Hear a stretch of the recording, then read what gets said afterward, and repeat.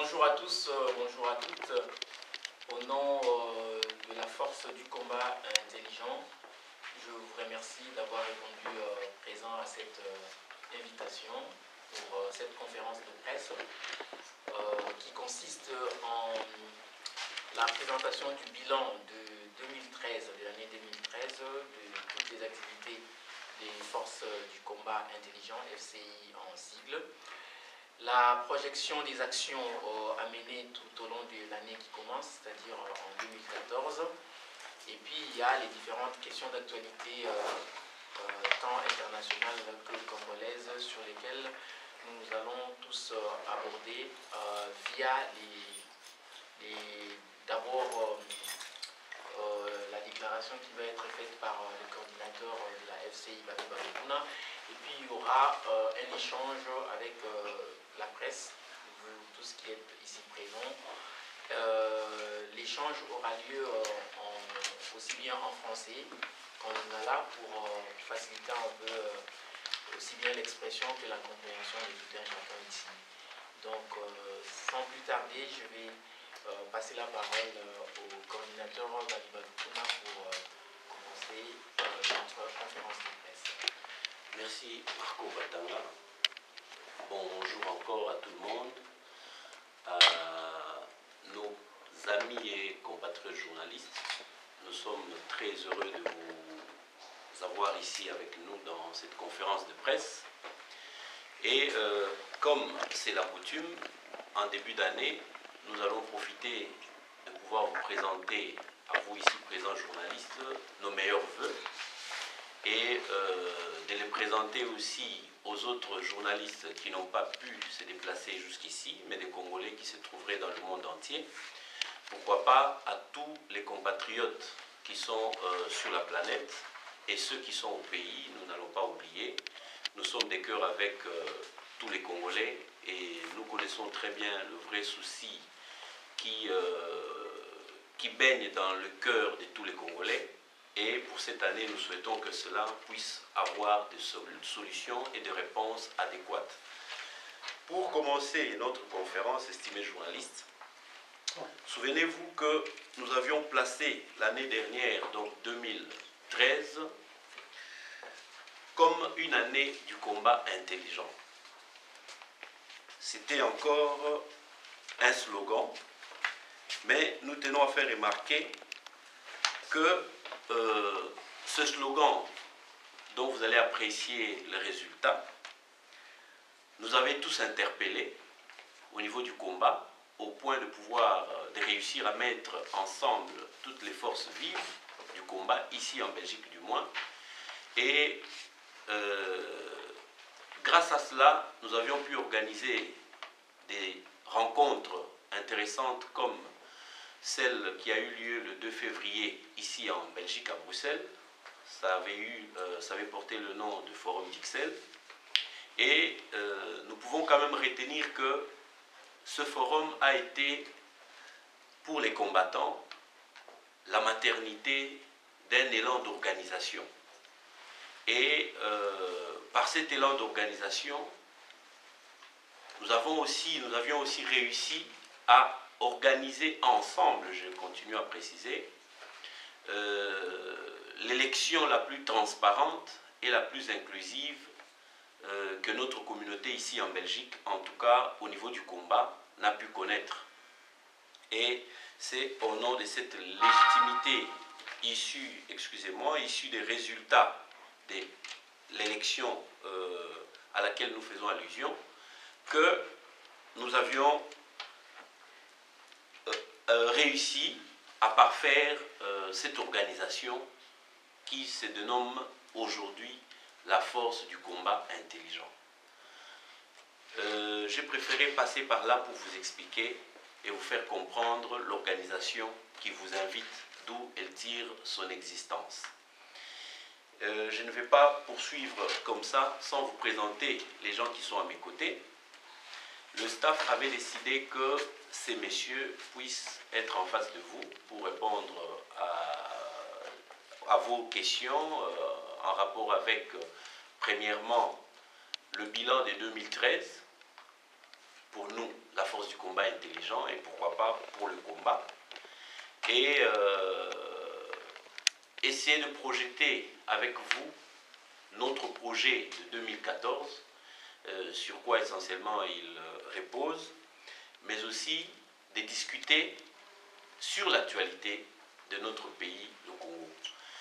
Donc je vous présente à ma droite M. Damien Touambi, qui est coordinateur, parce que nous fonctionnons en collège ici dans cette organisation. M.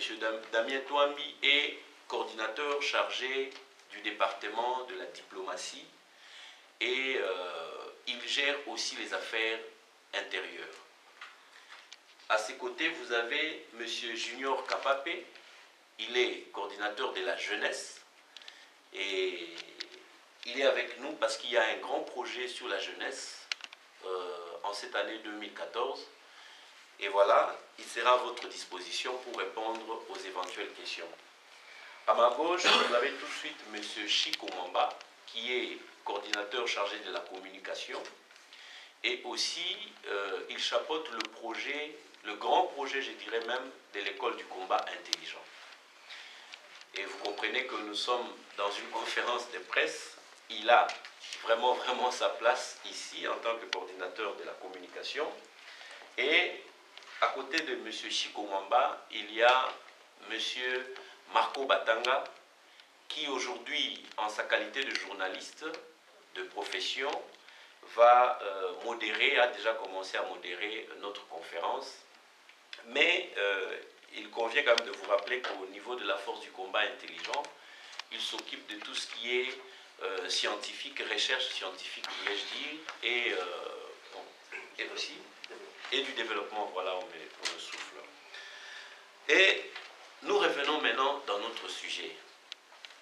Nous allons vous laisser, après un bref exposé de ce qu'a été le bilan de 2014, nous allons vous laisser poser des questions aussi à ces sujets-là. Mais sinon, je pense qu'on peut me redonner une référence par rapport à ce qui a été décidé au niveau du staff. En premier lieu, 2014, le grand résultat, c'est d'abord, comme je disais, 2013, pardon.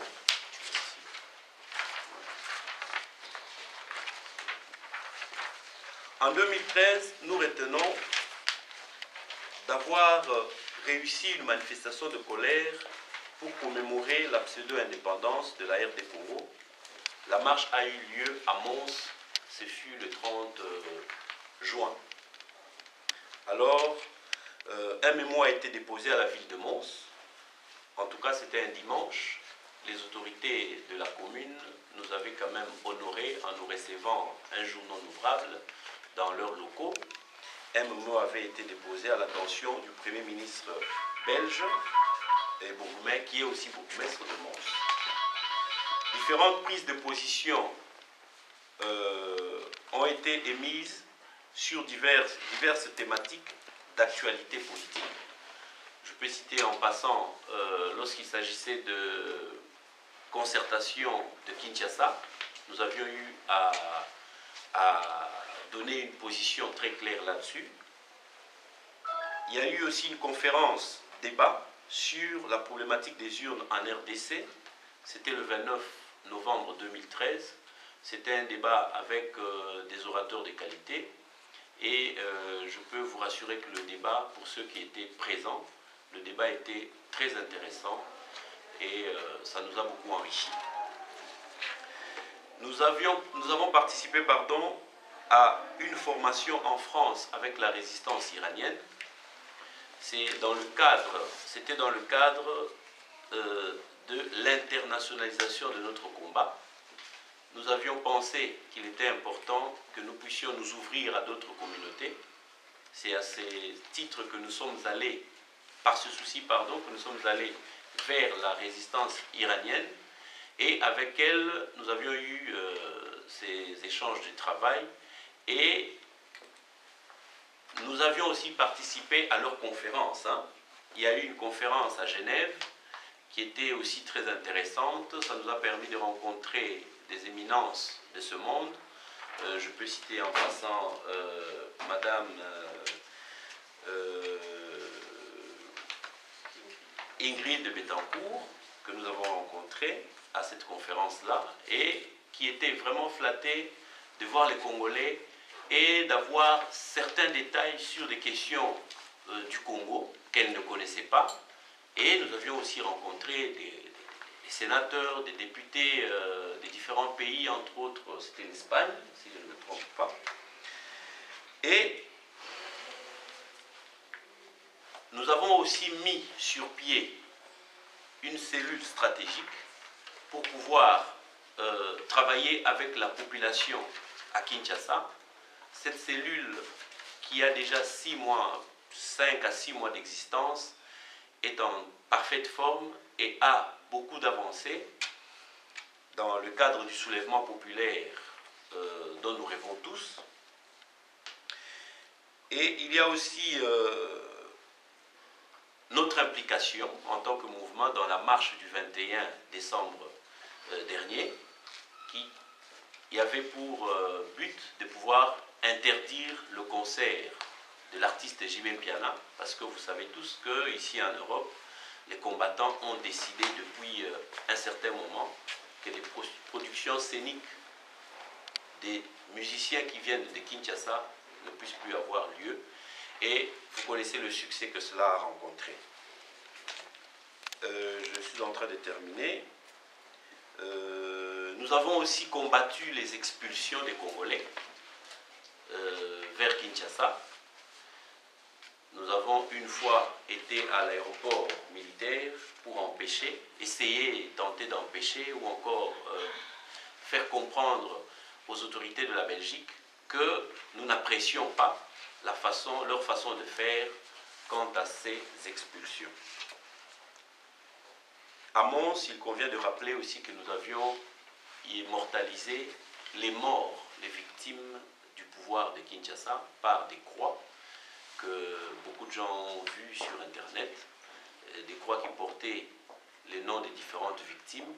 On peut citer en passant Floribert Chebeya, Armand Tungulu pour nous de la Belgique, et Fidel Bazana et tant d'autres que vous connaissez.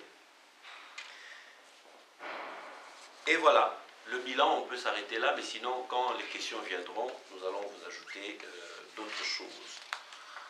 En ce qui concerne les projections pour 2014, les actions prévues, d'abord nous décrétons à notre niveau que 2014 est une année de la libération totale et effective de la RD Congo et de son peuple. Pour cela, le thème qui sera développé en 2014 du côté de la force du combat intelligent, c'est la libération citoyenne. Je répète, la libération citoyenne. C'est ce qui viendra remplacer, si vous voulez, le concept du combat intelligent qui est devenu aujourd'hui une doctrine, si je peux me permettre les mots. Et d'ailleurs, c'est devenu aussi un mouvement, c'est lui qui vous accueille aujourd'hui. Donc, l'année 2014, nos actions tourneront autour du thème « La libération citoyenne ». Et le slogan choisi par votre équipe, c'est « Citoyenneté oblige ». En tout cas, le slogan, c'est « Citoyenneté oblige ». Les actions projetées se présentent comme suit. Nous avons le lancement de la jeunesse du combat intelligent, dont le coordinateur est ici présent. Nous allons entrer dans les détails quand vous allez poser la question, mais sachez au moins qu'il va exister désormais la jeunesse du combat intelligent. Elle aura une mission, on va devoir y revenir pendant les questions. Il y a la marche du soulèvement populaire qui est prévue pour le 15 février, c'est dans quelques jours. Nous allons devoir travailler pour la mobilisation ensemble avec la presse.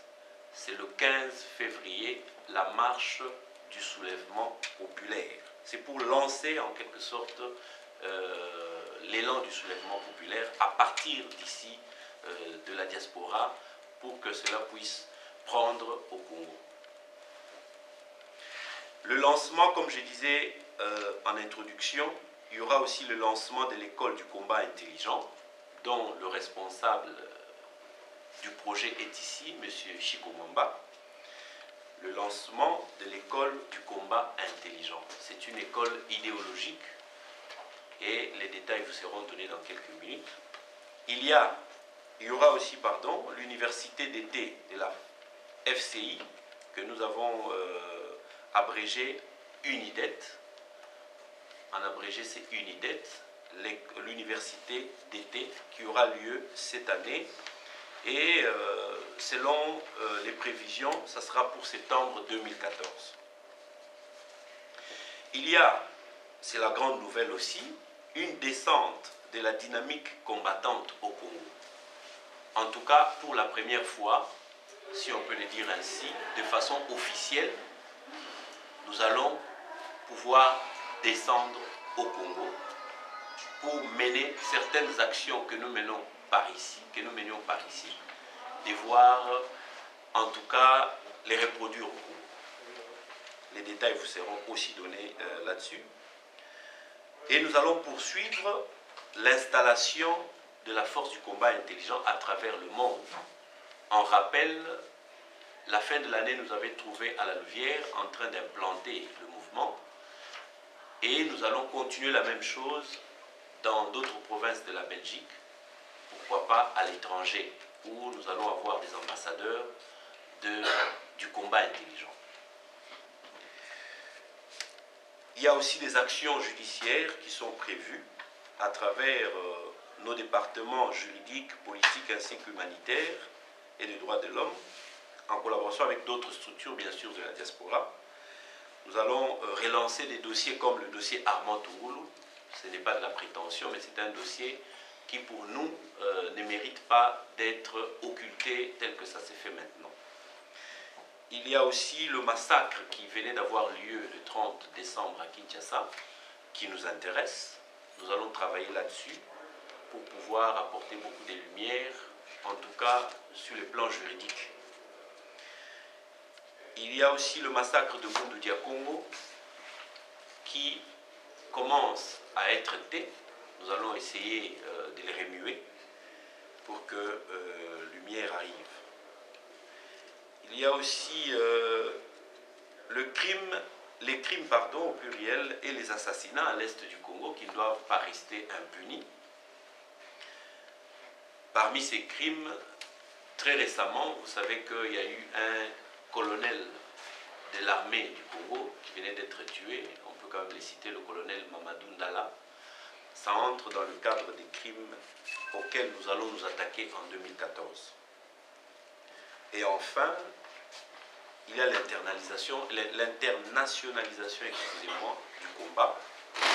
Nous précisons, nous allons mener des actions, par exemple, lorsqu'il s'agira de l'université d'été, nous avons pensé que le thème de l'université d'été soit 20 ans de génocide et d'insécurité dans la région des Grands Lacs. Parce que on doit quand même tenter de le rappeler, en 2014, vers avril, cela va totaliser 20 ans depuis qu'il y a eu le génocide, celui du Rwanda, qui est déjà très très connu de tout le monde. Mais n'oubliez pas que derrière ces génocides, il y a eu aussi répercussions chez nous au Congo, où le génocide, nous pensons, est d'ailleurs plus important en nombre, en perte d'hommes. Et voilà, nous allons travailler dans cette université d'été avec les autres communautés, également les communautés qui se battent pour le Rwanda, le changement au Rwanda, en Ouganda, pourquoi pas dans les autres pays de l'Afrique des Grands Lacs. Voilà le grand programme. Sinon, il y a d'autres programmes qui sont prévus, qui entrent toujours dans le sens du thème que nous venons de vous présenter,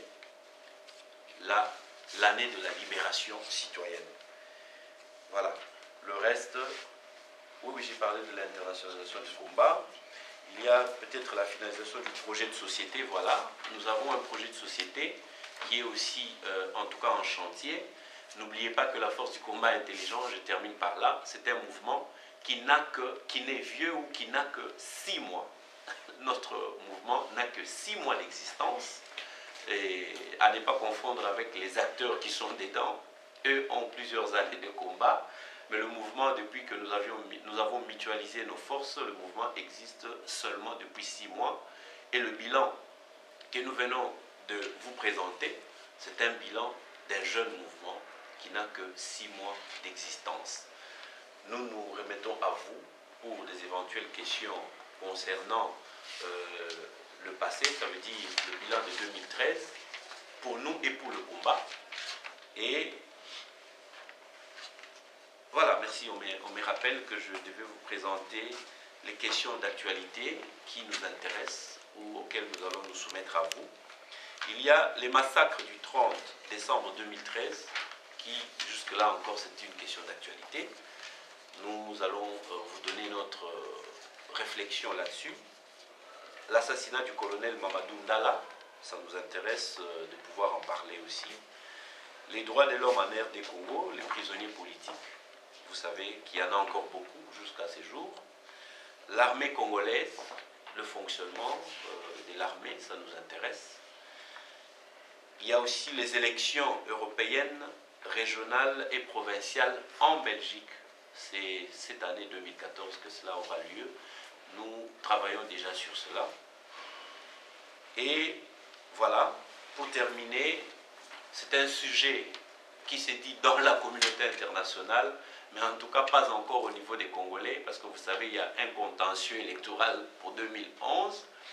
Les élections de 2016, c'est quand même un sujet autour duquel nous réfléchissons, dans l'essence de pouvoir ne pas permettre que cela ait lieu en attendant la réparation du contentieux électoral de 2011. Voilà, nous nous remettons à vous pour... Je remets d'abord la parole au modérateur, c'est à lui de nous dire la suite, comment elle va se dérouler. C'est Cheikh Fita du journal en ligne, Info en ligne de Congolais de Belgique. En novembre 2011, il y a eu ce qu'on a appelé le hold-up électoral. Et comme donc, conséquence, on a à la tête du pays des gens qui n'ont pas qualité, qui n'ont pas mandat. Il y a eu beaucoup de manifestations ici.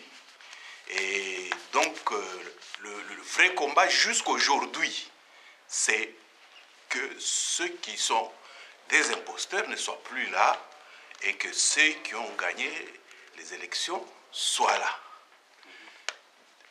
De l'autre côté, nous sommes très nombreux ici en Occident. Vous avez bien développé les moyens, etc. etc. Et l'objectif final, je suppose, vous allez peut-être me contredire, c'est de chasser ces gens et de remettre donc, les vrais animateurs qu'il faudrait. Mais ça fait 2 ans et demi. Je ne souhaite pas que dans 1 an, on se retrouve pour une autre conférence de bilan et que ces gens sont toujours là. Or, avoir le nombre de Congolais qui existent à l'étranger, avoir les moyens potentiels que nous avons, qu'est-ce que vous pouvez faire dans un délai assez bref pour mobiliser le plus de gens possible, parce que nous sommes quand même 100 000 Congolais à peu près ici en Belgique. 40 000. Un peu plus. En Belgique, on est une quarantaine de 40 000. Bon, c'est pas grave, peu importe. Hein. Officiellement. Oui, oui, bien sûr. Disons que le débat n'est pas celui des chiffres exacts.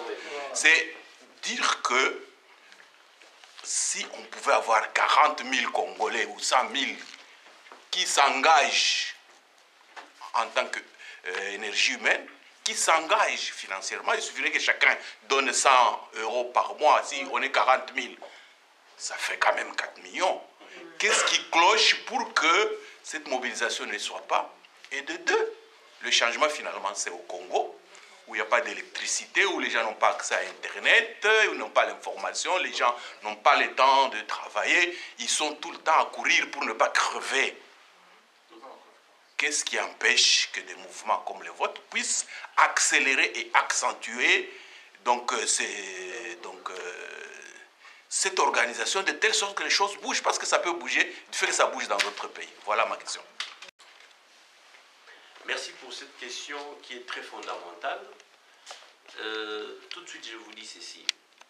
En créant la force du combat intelligent, et d'ailleurs un peu plus tôt en organisant les élections ici en Belgique, l'élection, d'un coordinateur et la mise sur pied d'un mouvement qui devait fédérer tout le monde, c'était pour faciliter aussi la mise ensemble, si je peux le dire ainsi, des différentes cotisations, la mise ensemble des différentes participations, pour que cela puisse être significatif au niveau des besoins qui existent. Vous venez d'ailleurs d'en citer quelques-uns.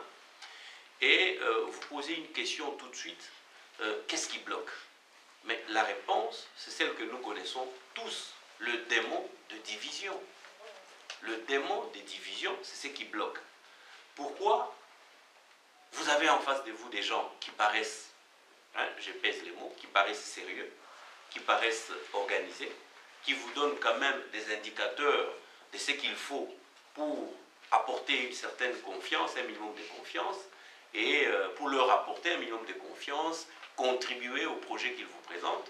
Mais finalement, il y a le démon de la division qui s'installe par un ami ou une amie ou un proche qui vous souffle un mot qui n'a même peut-être pas sa place dans la discussion, mais ça vient endurcir votre cœur, pour que finalement vous ne puissiez pas donner quelque chose ou que vous ne puissiez pas vous associer à ces gens qui, comme je présente la situation, paraissent sérieux. Mais finalement, qui vous voulez pour que vous, finalement, vous puissiez soit être avec les autres ou contribuer avec les autres. Il faut que Jésus soit dans un mouvement quelque part. Jésus en personne, je pense que ça, c'est un rêve qui ne sera pas possible. Donc, les Jésus en question dont je parle, il se manifeste par nos modestes personnes. Donc, quand nous venons dire, voilà, nous avons de tels projets, on fait une conférence de presse, et vous, vous êtes à la maison chez vous, vous suivez. Mais ça ne vous convainc toujours pas. Qu'est-ce qu'il faut qu'on fasse encore? Donc, ce qu'il faut combattre, finalement, c'est le démon des divisions. Qu'un ami vienne vous dire, je n'aime pas la tête de Cheikh Fita, mais dites-lui non. Moi, ce que je suis, c'est le livre, par exemple, que Cheikh a publié, ou le projet qu'il sort dans le livre, pas sa tête, sa nationalité, sa tribu, pardon, parce que nous sommes dans le concept du Congo et des Congolais. Donc, pas sa tribu, pas son visage ou sa taille. Non, ce qui m'intéresse, moi, c'est l'idée. C'est ce que nous disons aussi. La force du combat intelligent, vous retrouvez dans notre staff et dans le mouvement toutes les races des Congolais qui puissent exister, pour ne pas parler des tribus et de tout ça. Mais qu'est-ce qu'il faut encore pour vous convaincre? Aujourd'hui, là, nous vous présentons nous vous parlons de l'existence d'un projet de société qui, à mon écoute, je ne peux pas me juger, mais quand j'écoute, je sens qu'il est alléchant. Mais nous avons besoin que les autres viennent adhérer. C'est pourquoi nous allons implanter le mouvement en faisant la politique de proximité. Il faut aller vers les amis qui sont à la Louvière, il faut aller vers les amis qui sont à Anvers, à Gand, à Moucron, à Namur et partout que je ne cite pas, qui n'ont jamais vu les combattants venir vers eux. Permettez-moi encore de placer un petit mot. Nous sommes parmi, pour ne pas dire le seul, parmi les mouvements qui ne sont pas qu'à Bruxelles. Dans la force du combat intelligent, il existe au moins, dans le contexte de la Belgique, il existe au moins un responsable dans toutes les grandes villes de la Belgique. Donc, quand vous nous appelez pour nous dire je suis à Gand, je veux contribuer ou être enregistré, on n'a pas besoin qu'un coordinateur qui est à Liège vienne jusqu'à Gand. On va tout de suite vous donner un numéro d'un responsable, vous le rencontrez là-bas. Et ça se fait dans toutes les villes comme ça. Quoi encore de plus spécial qu'une telle organisation? Voilà comment j'ai conclu. Tu n'as pas fini de répondre. Hein. Il y a un volet que faire dans un bref délai. Ah oui, dans un bref délai, voilà. Ce qu'il faut faire dans un bref délai, c'est d'abord, premièrement, que tout le monde s'implique dans le combat contre le démon de la division. Que quand vous allez sortir d'ici, vous rencontrez quelqu'un qui veut vous dire, voilà, non, la Belgique, toi, sérieux, ça te dit, non, arrêtez-vous. Si Babine et le groupe FCI ne sont pas sérieux, voyez au moins l'autre groupe. Si l'autre groupe n'est pas... Voyez, il y a un troisième ou un quatrième groupe. Sinon, quand les gens restent chez eux, sans vouloir s'assembler avec ceux qui sont déjà assemblés, ça bloque. Voilà la première démarche à faire pour nous tous. Et la deuxième démarche pour nous qui sommes au sein d'une équipe, c'est toute la planification que nous faisons. Nous pensons que finalement, soit dans un bref délai, pour ne pas dire dans un long délai, mais dans un moyen temps, nous allons arriver ou parvenir à ne fût-ce que 70 ou 80% de ce que nous recherchons. En fait, j'avais déjà donné une moitié de réponse par rapport à cette question-là. Mais dans le bref délai, on ne doit pas s'écarter de l'idée de mutualiser. Nous allons tenter, parce que je trouve que nous exerçons dans un domaine où, comme le changement devient un concept impossible au Congo, nous devons rendre, il faut que les acteurs qui doivent intervenir au niveau de la diaspora acceptent à pousser les gens vers un changement possible. On doit mutualiser. Nous n'avons pas de choix. Il faut mutualiser nos forces. Mais il faut que la force du combat intelligent soit modèle davantage pour montrer dans la procédure comment il faut procéder pour arriver vraiment à réussir la mission d'internationaliser la cause congolaise. La cause congolaise. Voilà. Il y a Damien qui voulait ajouter. Oui, je voudrais ajouter, parce que je crois que Cheikh Fita a posé une question qui est aussi assez... Il a des préoccupations précises. Il se demande, bah, attendez, mais d'ici 2 ans, il ne faudrait pas qu'on revienne encore à une table de conférence de presse avec ces gens-là qui sont toujours au pouvoir. Et puis, évidemment, il posait encore une question précise pour savoir, mais qu'est-ce que nous, en tant que mouvement, nous pouvons faire pour faire bouger les choses là-bas, localement, au Congo. Je crois qu'il y avait 2 préconisations de Cheikh Fita. Ici, il y a eu plusieurs réponses par rapport à la première question qui a été donnée. Je ne vais pas me répéter, mais c'est un peu ce qu'ils disent aux amis, que nous sommes dans cette démarche d'aller vers les autres. Mais au départ, il faut partir d'un noyau, de réflexion assez rigoureuse. C'est ce que nous essayons de faire au sein de la force du combat intelligent. Le coordinateur général tout à l'heure, dans la présentation du bilan, il vous a dit qu'on a même mis sur pied au sein du mouvement une cellule stratégique. C'est une cellule stratégique qui étudiait de manière technique, tactique, ce qu'il faut pour réussir de manière stratégique, de manière planifiée, un soulèvement populaire. Le soulèvement populaire, ça c'est vraiment ça qui va nous permettre de pouvoir changer ce système-là. Nous ne parlons pas des armes. Nous, on ne va pas faire un coup d'État militaire. Non, c'est-à-dire que par rapport à ce que nous avons comme capacité, nous parlons du soulèvement populaire. Et ça, c'est une expression qui aujourd'hui est reprise partout au monde dans la diaspora congolaise. Mais maintenant que nous sommes partis déjà d'un travail bien déterminé, la démarche que nous faisons, c'est effectivement de s'ouvrir à la diaspora, que les Congolais viennent enrichir cela. Sur le plan financier, ici maintenant, c'est même un appel que nous lançons. Nous ne voulons pas avoir encore des Occidentaux, des Américains, ou des Belges ou des Français qui viennent nous dire, écoutez, nous avons de l'argent, on vous donne de l'argent, on vous accompagne avec nos moyens financiers pour renverser le pouvoir. Nous ne voulons plus de ça. Nous voulons une victoire populaire. Au niveau de la diaspora, nous sommes 8 millions de Congolais à l'extérieur. 8 millions. Alors notre stratégie, c'est quoi? Nous allons d'ailleurs dévoiler cela parce que c'est une façon aussi de lancer l'appel à la diaspora du monde entier, à toutes les dynamiques combattantes du monde entier. La stratégie, c'est quoi? C'est que nous sommes en train de chercher 10 000 sponsors congolais dans le monde. Sur les 8 millions de Congolais, nous cherchons 10 000 sponsors congolais. Sponsor, ça veut dire quoi? C'est un Congolais qui dit, voilà, moi j'adhère à ce que vous faites, j'adhère à ce que vous voulez faire, je donne 100 €. Alors, si les 10 000 Congolais dans le monde donnent 100 €, nous avons 1 million d'euros qui sont suffisants pour mener une action populaire, une action légale. Vous voyez, on n'a même pas de tabou. On n'avale pas les mots parce que l'action que nous voulons mener, elle est légale. Les articles 73 et 64 de la Constitution en vigueur pour l'instant au Congo nous donnent ce droit. Et vous avez évoqué la vérité des urnes. L'idée, effectivement, c'est que la révolution populaire, mais effectivement, à l'issue de la révolution populaire, pour établir les bases d'un état des droits, il faut revenir à la légalité. La légalité, c'est ce que vous avez évoqué par rapport à ce qui s'est passé en 2011.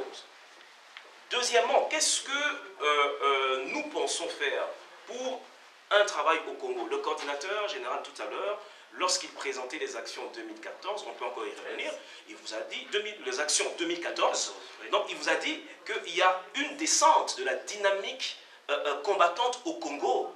C'est que, en tout cas, la force du combat intelligent est déterminée. C'est-à-dire, on ne va pas vous dire quand est-ce que les combattants ou les patriotes ou les résistants descendent au Congo, mais maintenant, il faudrait que le combat se fasse localement.